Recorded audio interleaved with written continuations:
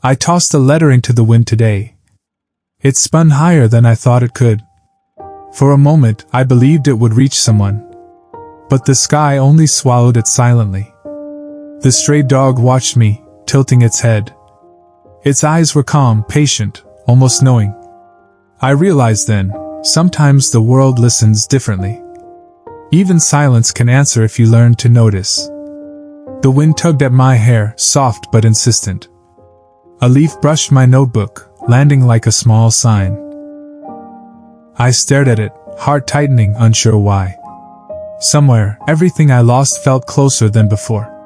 And in that quiet, I understood one truth.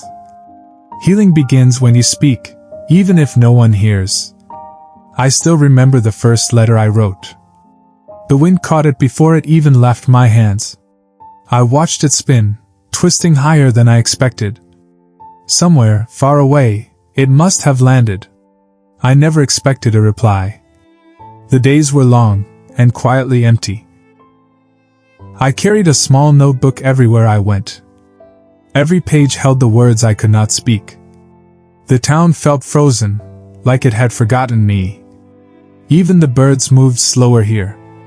One afternoon, I walked to the old oak. Its branches reached like arms, patient and waiting. I sat beneath it, pen in hand, heart in knots. The wind stirred suddenly, gentle but insistent. A piece of paper brushed my sleeve, unread. I looked around, no one was there. Only the stray dog from the riverbank appeared. Its eyes held quiet understanding, not judgment. It sat, still as the shadows lengthened. I whispered my thoughts aloud, more to myself. The seasons shifted slowly, as they always do. Winter softened into spring, with pale sunlight. My letters filled pages, yet the air remained silent. Sometimes, a leaf would fall in answer. Sometimes, the dog would nuzzle the notebook gently. I realized the letters were not for someone else. They were for me, and the world around me. Each word became a thread, connecting what I lost. Even silence started to feel like conversation. Even the wind began to feel like listening. Summer came, with storms I could not ignore. I watched the rain streak down old window panes. The dog lay beside me, damp but patient. I sent another letter into the tempest. It vanished instantly, swallowed by the gray sky. But then, something shifted in the quiet. A bird landed on the windowsill, tilting its head. A ribbon of cloud formed shapes I could read. The dog barked once, softly, looking up at me. I understood. The world was speaking back in small ways. I began leaving letters in different places. By the river, under the bridge, near the oak. Some floated on water, some danced in the wind. And always, the dog followed, waiting like a guardian. I no longer felt completely alone.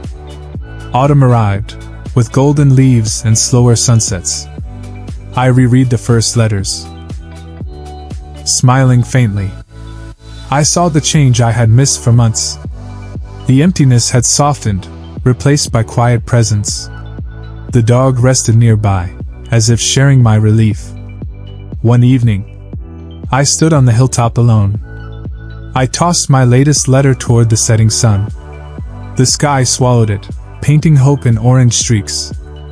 A breeze lifted my hair, warm against my face. I felt the smallest joy, impossible to name.